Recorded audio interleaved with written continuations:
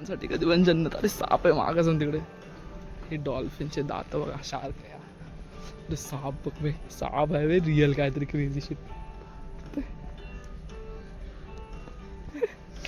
हे बघतोय तू क्रेझी काहीतरी.